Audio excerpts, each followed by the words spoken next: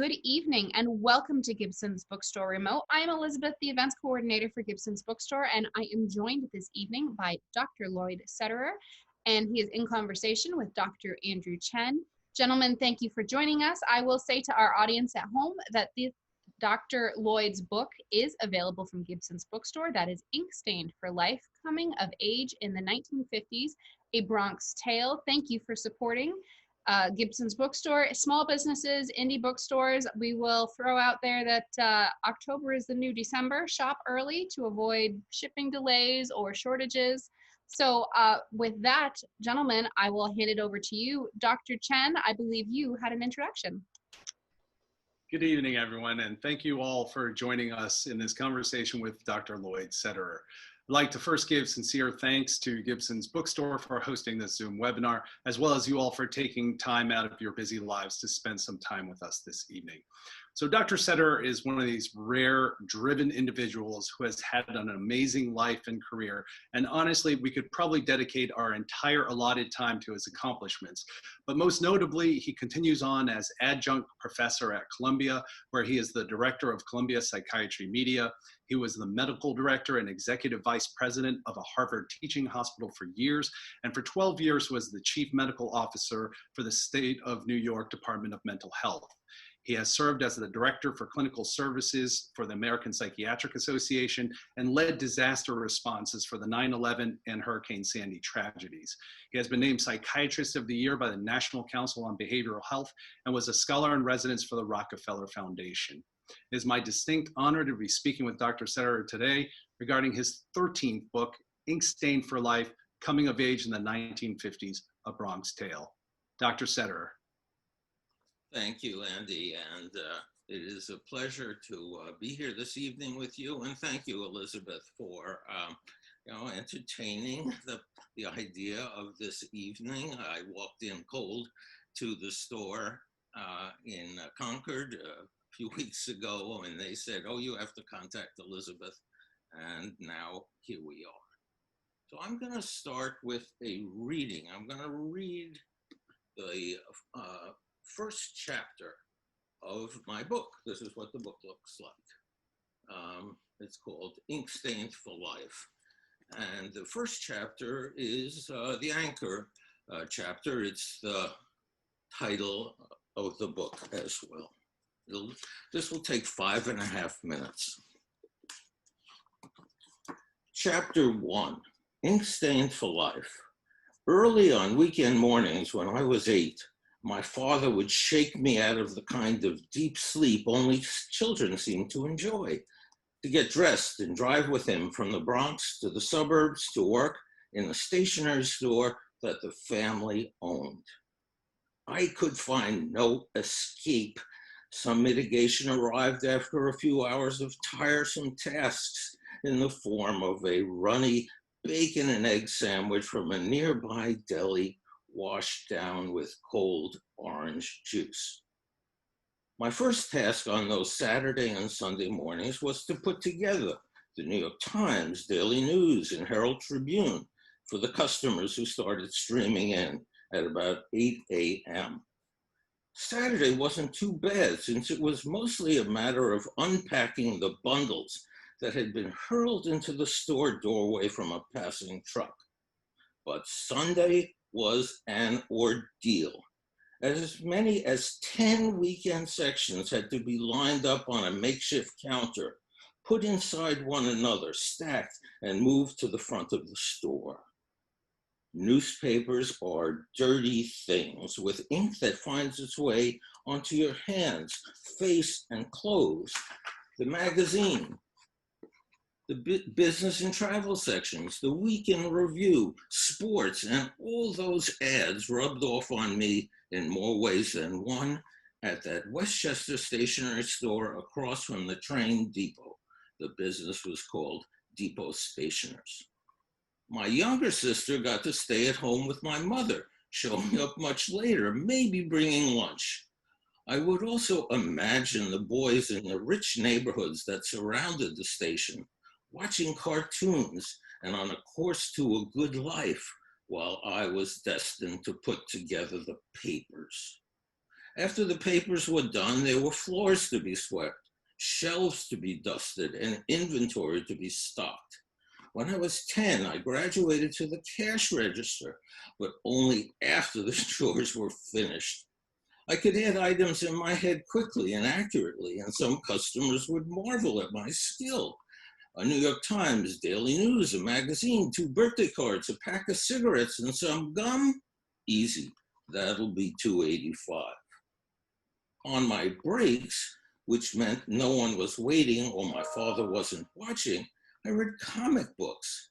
The adventure heroes, Superman, Superboy, Batman, and Robin transported me to worlds far from what I regarded as my Dickensian circumstances. My father's relentless determination derived from the Great Depression and its awful deprivations and desperation, though I could only see it as ruining my weekends. By the time I was a teenager, the business had grown into an office supply store, then a good-sized company. My father, to my great surprise, did not expect me to carry on the family enterprise. He found summer work for me in a startup business machine company in Lower Manhattan. So began my exit not only from depot stations, but from my family as well. I was freed of weekend work and could sleep in and hang around. But something had happened to me. I couldn't sleep as restfully, nor just do nothing. Instead, I would dribble a basketball to the playground a mile away from my home and shoot hoops for hours, perfecting my shot and trying to get into pickup games with boys who wanted someone bigger and better than me, too often breaking my glasses in a game to my mother's chagrin. I would read books about science or science fiction. I would work on projects from school, doing more than needed to be done. I took my cash register honed math skills into poker games with high school friends, not doing too badly on most evenings. I had what in Yiddish is known as the spilkies, ants in my pants, a restlessness that needed to be satisfied by activity or, God forbid, work. Decades later, while the activities have changed, my being programmed for work has not. If anything, it has grown. I suppose success has reinforced it, but that has come too arduously and incrementally over a long period of time to account for my behavior. The constant seems to be the bone-deep need to get up and work. That's what I'm doing this Sunday morning. But instead of assembling papers, I'm writing for one. That's chapter 1, and that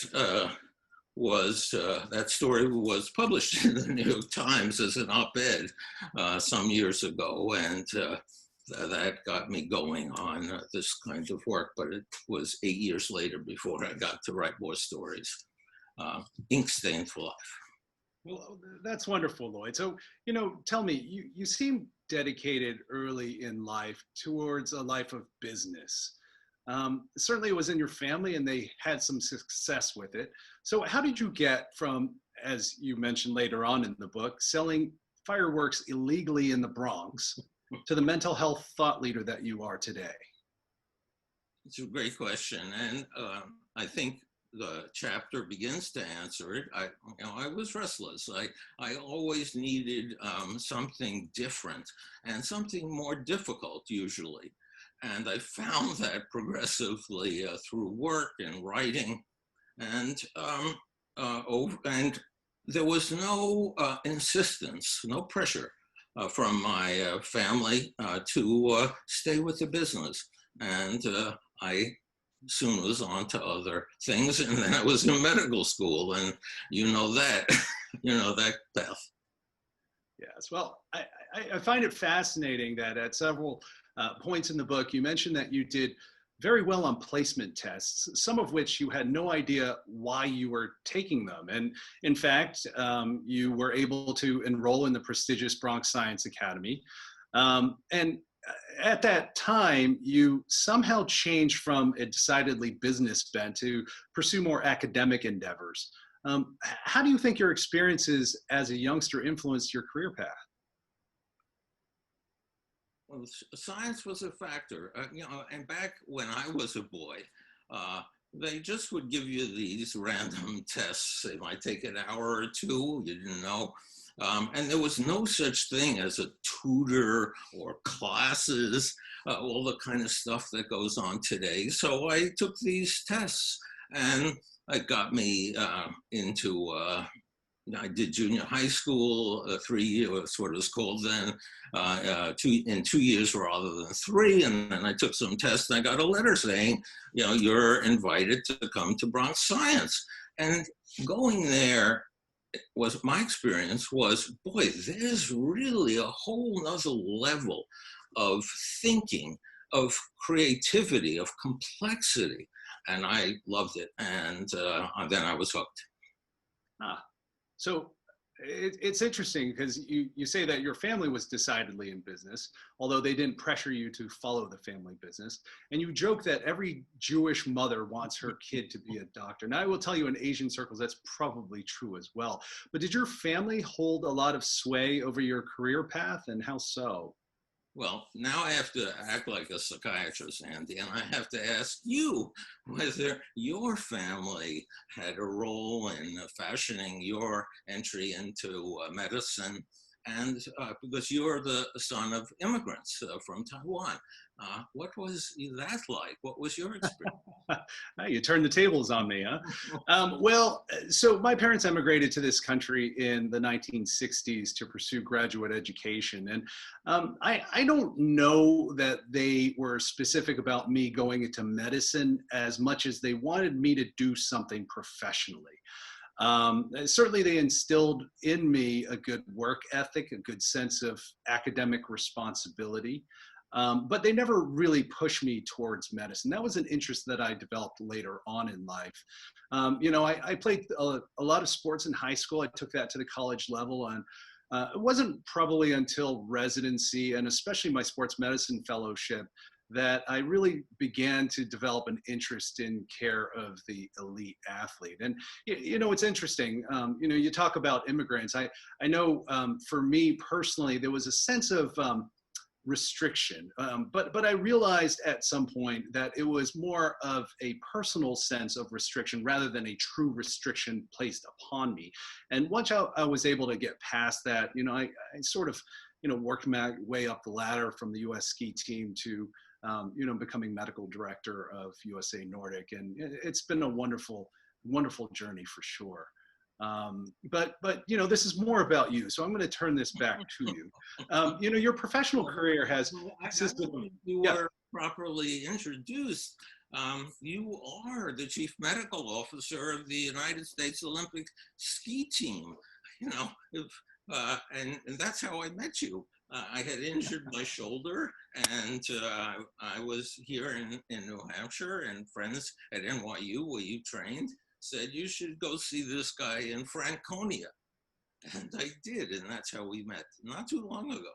That's right. It's you're a recent friend, but you're a good friend. And I should mention that Lloyd is also my mentor. He's helping me write, and I actually have a question about that later on. So we'll get to that. But so talking about your professional career, we know that you've had appointments dedicated to public service, both at the municipal and state level, as well as academic posts at top medical programs, including Harvard and Columbia. What did you enjoy more, the public service or the academic side of things? I can't say I preferred one over the other. Each one was a different adventure, as one might have in travel or relationships. I just moved. I never planned my next move. I never had career plans. I would do a job. It would last for a while, and then I would think, time for another job. And that's the way it happened. And I didn't even know I was a mental health commissioner in New York City after 9/11 in the Bloomberg administration. And I'd been working in Washington doing some policy work at that time, not for government. And I got a cold call from a deputy mayor saying, "Did you know there's this job in New York City?" No, I didn't. I knew nothing about it. So I didn't plan. And I said, well, I can get up there in 4 weeks or 5 weeks because of the schedule. And the deputy mayor said, it was like a Thursday or Friday, "You show up here on Monday or you don't bother to show up at all." And I showed up and I got that job. And I had no idea what I was in for. But that's the kind of experience that I like, because I never worked for government. And that was really unusual governing because it was performance-based governing, not politicized and optics and all that kind of stuff. It really was about making a difference. And that's how I got hooked on government. Were you writing during this time? I've been writing since I've been a resident. Wow. And but professional writing, like you have done. You know, we should note that you have a scholarly career as well, and your interest in writing for the general public. I just love that idea because you have so much to contribute, so much that is very authentic and trustworthy, and that's what people need to read or see.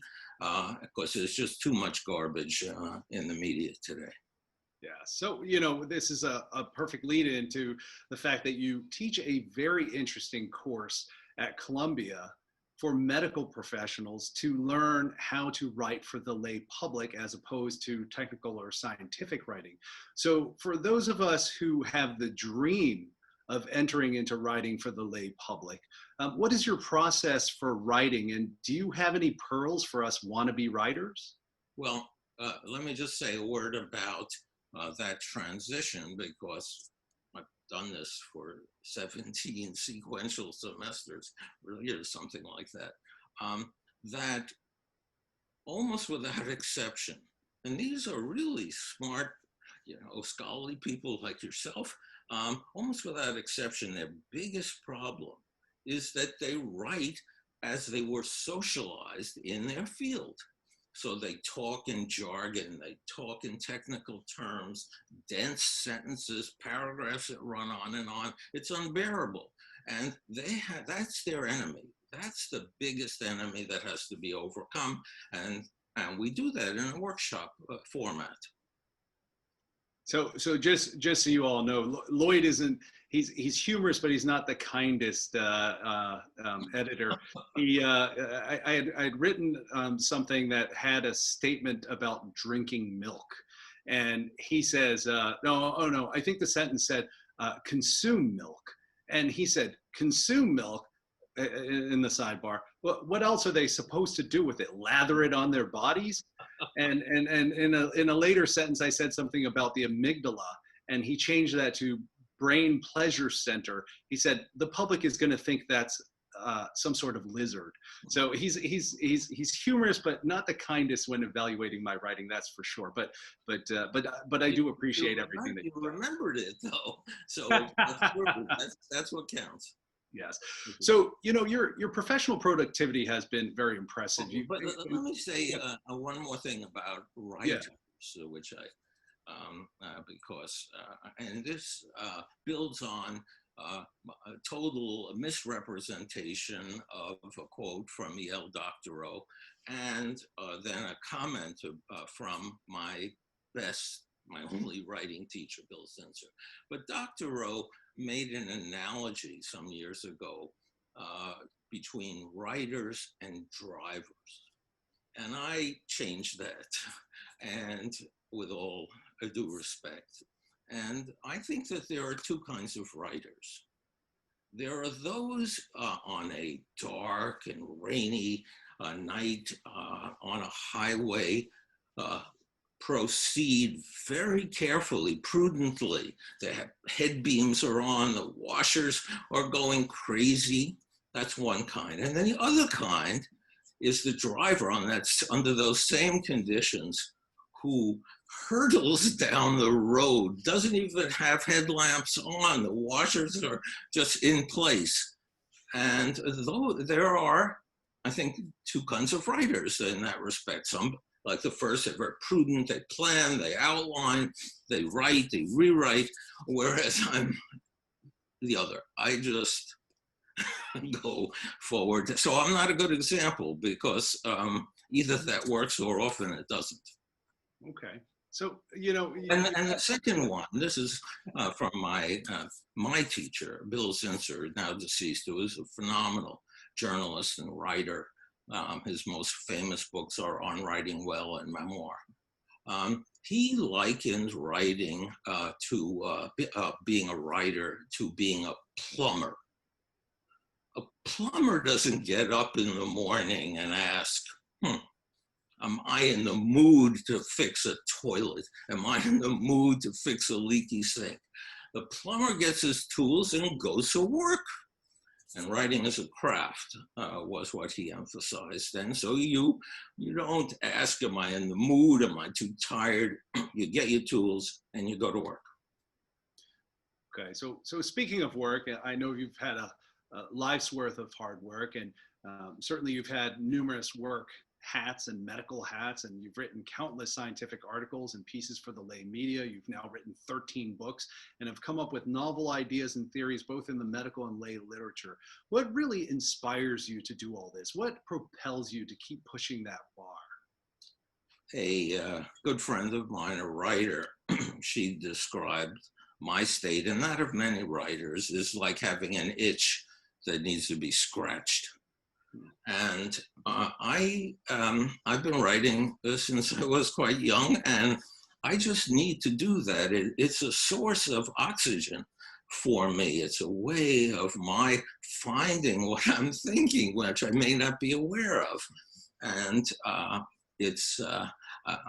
love to do it, and I've written in different genres over time, just like I've had different jobs. So you're now 75 years young and continue to be prolific as a writer. Do you ever plan on laying down the quill, so to speak, and fully retiring? I've told my wife and others that one morning she'll get a call saying he was found dead on the subway on his way to work.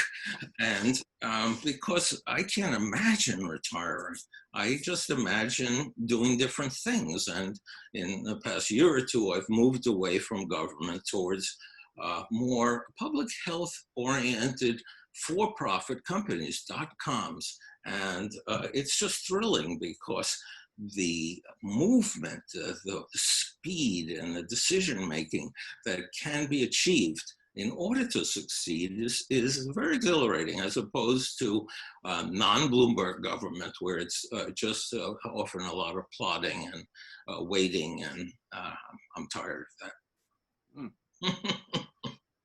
So in your book, I very much enjoy how you use stories from your childhood and use them as real segues into many psychiatry or neurophysiology lessons.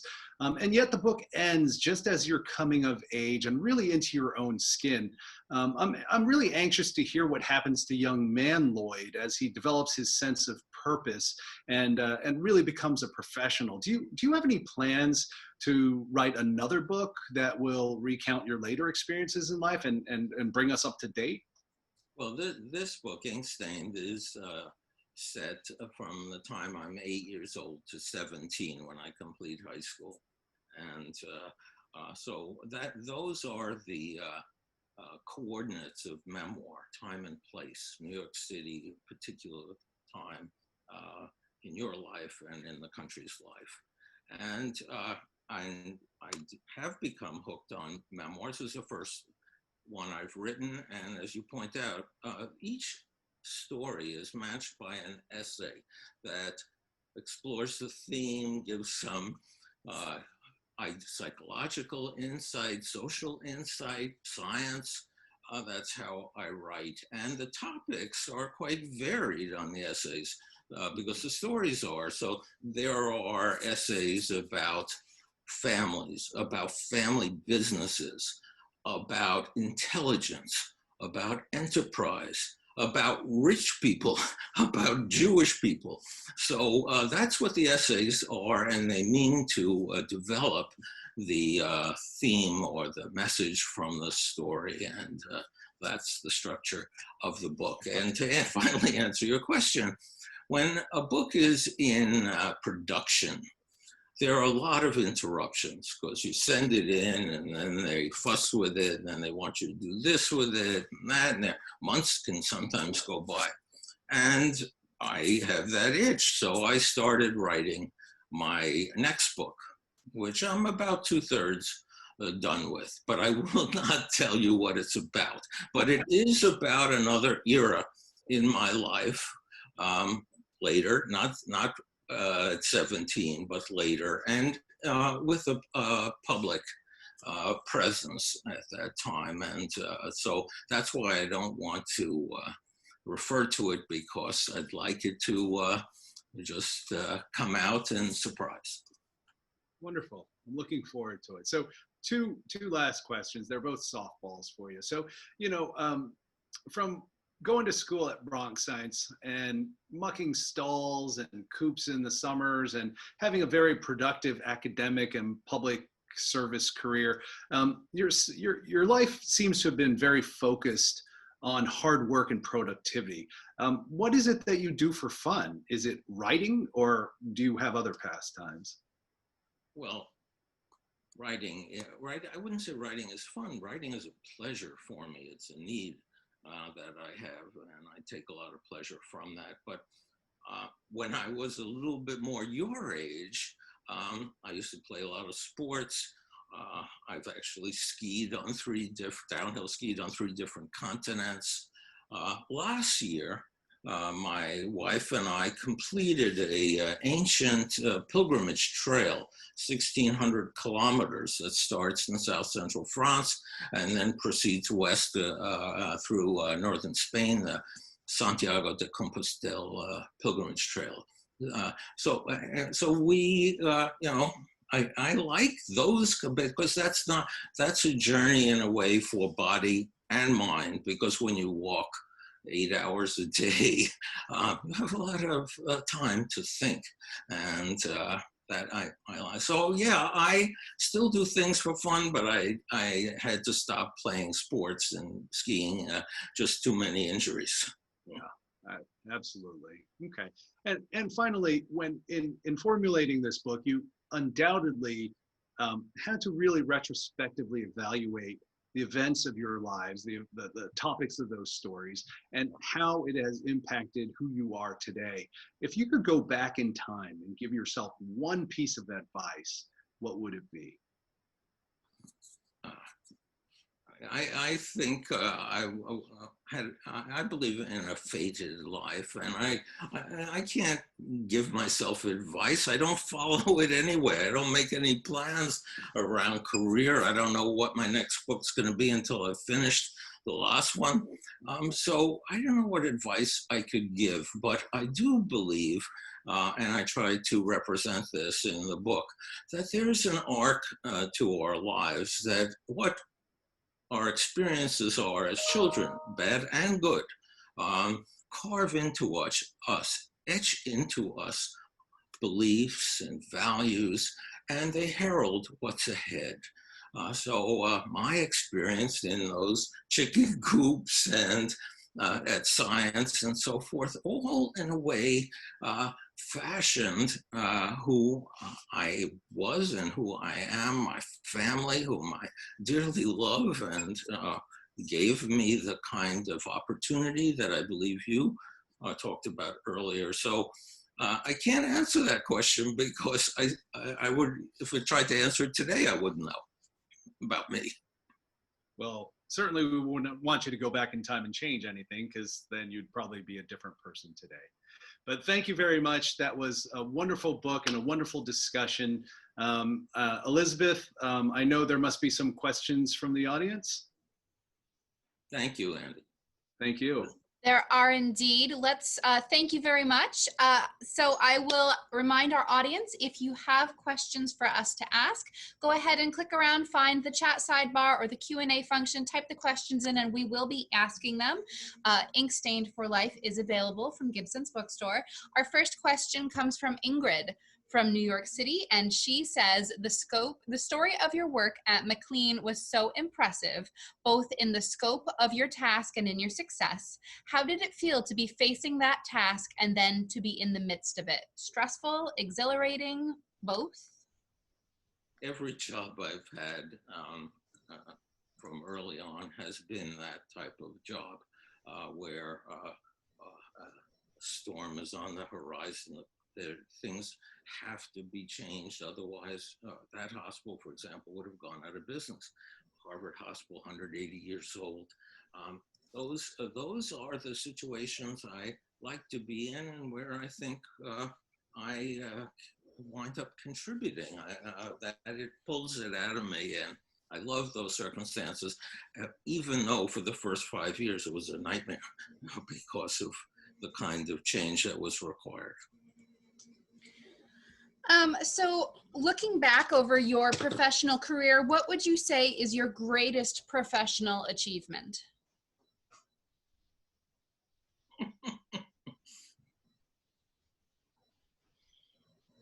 I look at it as a patchwork that what I am proud of is the variety of work that I've done, the ability to contribute in academic settings, media settings, government, now.coms, literature writing.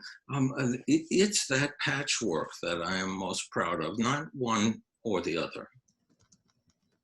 Is there anything that rises to the top, though? Well, the two that were probably the most novel and where I brought virtually no experience to, and therefore were exhilarating, was becoming a medical director of McLean Hospital, Harvard teaching hospital, and then going to work in the Bloomberg administration. Because I discovered as a commissioner that we could do things, we could be disruptive in an important way, not just to be disruptive, to introduce change, necessary change that would make a difference in New York City's, the life of people in New York City from a health and a mental health perspective. And that was an extraordinary experience because within that administration, you could cook up, and you were expected to cook up your own ideas and then present them and then be grilled about them.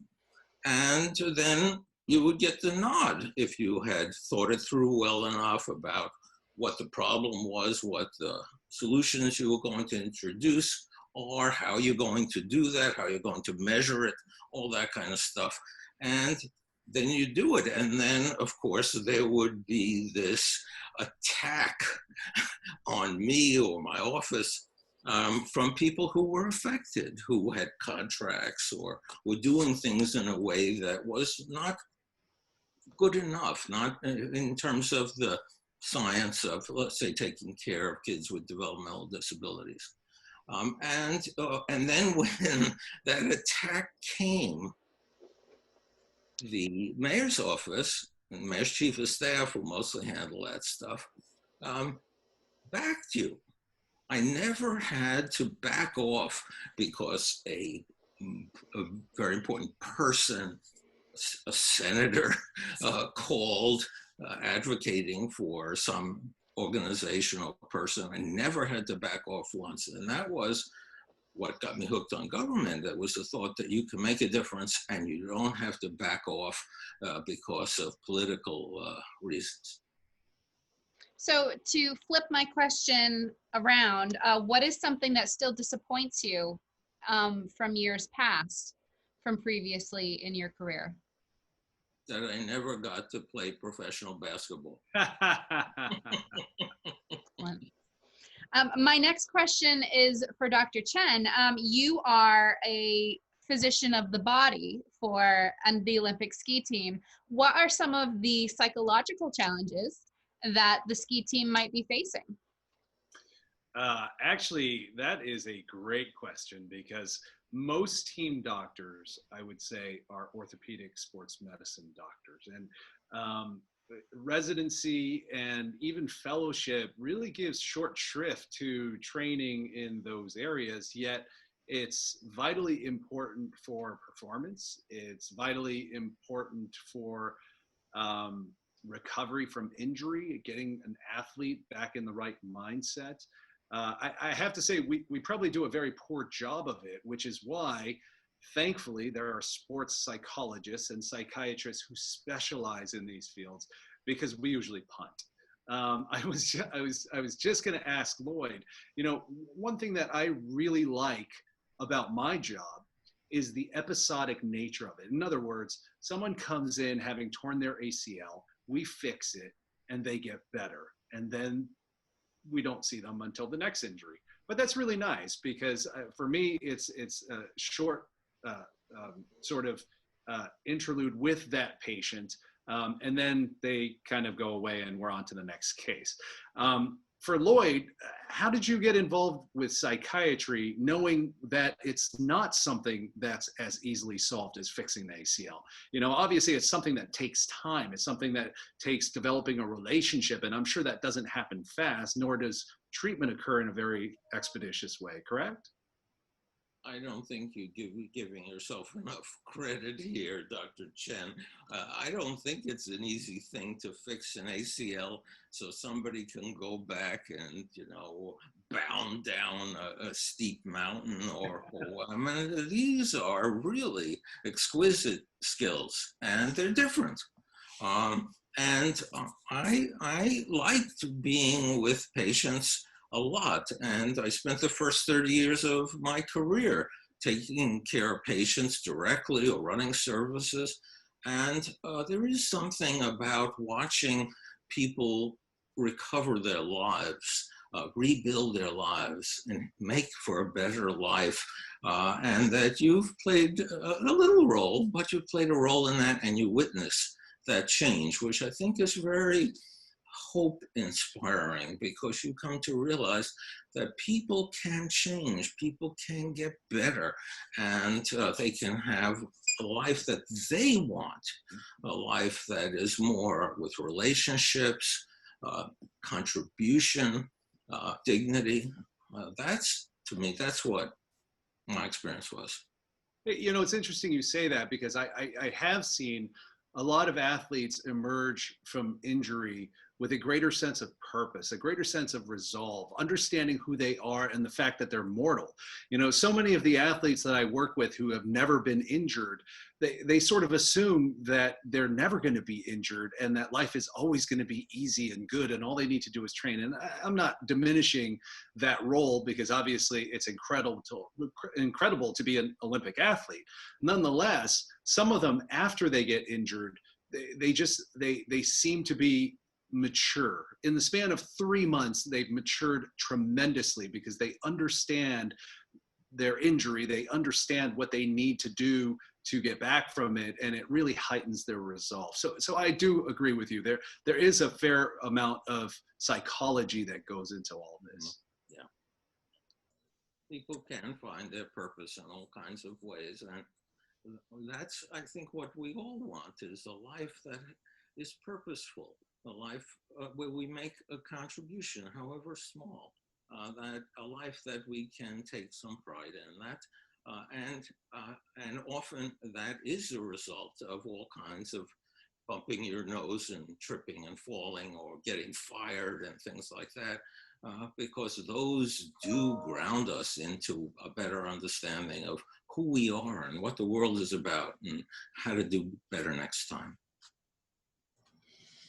We have a question here which says, family businesses are complicated, but you make a great case for them. As a psychiatrist, what advice can you provide to families operating a business? Well, my family still operates a business. My parents have passed, but my sister and her husband, who was a a DA in New York City. They run a business in New York City, and it's really online internationally. Archival supplies, art archive, very rare things like that. You know, the Dead Sea Scrolls would be bound in very refined, very arcane and necessary materials. And they run a business. And 2 of their 3 kids are now taking over their business. Wow. And that's not an easy thing. And they know that they have to try to put each of them in the other person's feet, the parents who built this business and who are concerned about its future. And then the kids who think, well, there's a future, but it's not the future that you think we should have. And so it has to do with recognizing the importance of talking actually with each other, talking things through, recognizing and respecting each person's point of view. And that's hard, but that's what I think makes for a successful family business. We have a question from Tokyo right now. They are particularly, they're enjoying the discussion. Would you please share your thoughts about climate change and mental health?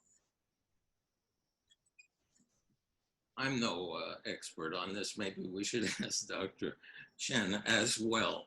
But there is good reason to be anxious in our lives today. There are just too many things that are wrong, like climate change, and that's going to affect my kids and grandkids more than it's going to affect me.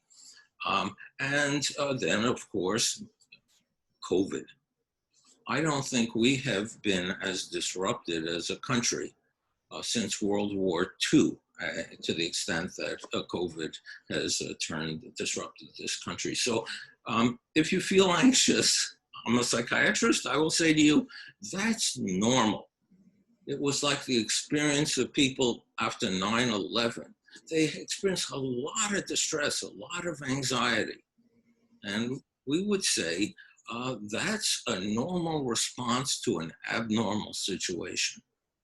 And that people do learn to adapt, just like we're learning to adapt under these circumstances. Dr. Chen, your thoughts about this?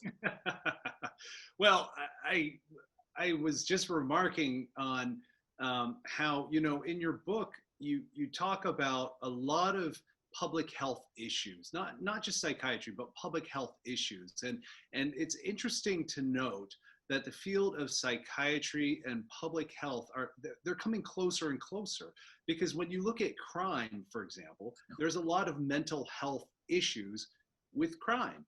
There's a lot of mental health issues with food insecurity.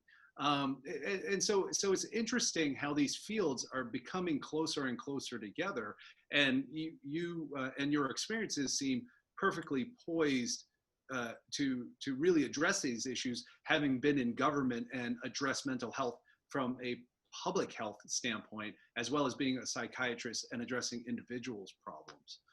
So I think that's fascinating. Very thoughtful insight. In fact, after taking care of many patients and services, I was looking, I didn't know what I was looking for, but I was looking for an opportunity to contribute on a larger scale. And that's called population health, as you know, as opposed to individual medical care or running services. So how do you serve 8 million people in New York City or 19 million in New York State? What are the kind of large-scale problems in mental health and addictions that those people are going to have? And then the tableau is just much larger. And then you have the levers for change, because you have budget, you have licensing, you have surveillance. It is in some ways a natural progression to move from more direct patient care to population health.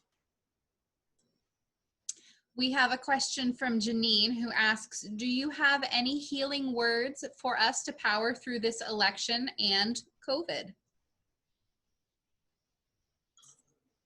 We human beings are very resilient. And I especially learned that after 9/11 and after Hurricane Sandy in New York, that people can be quite beaten down by those. They may lose a loved one, lose their home, lose their job. People get quite beaten down, but people are resilient. And we studied in both of those initiatives or post-disaster services, we discovered what predicted recovery and what were the risk factors that might inhibit somebody or make their recovery more difficult. So we know more about what to support, and we know more about who's at risk and how we have to reach out to them. But the biggest message was that people are resilient, and that's a blessing, I think, for we humans. We're resilient.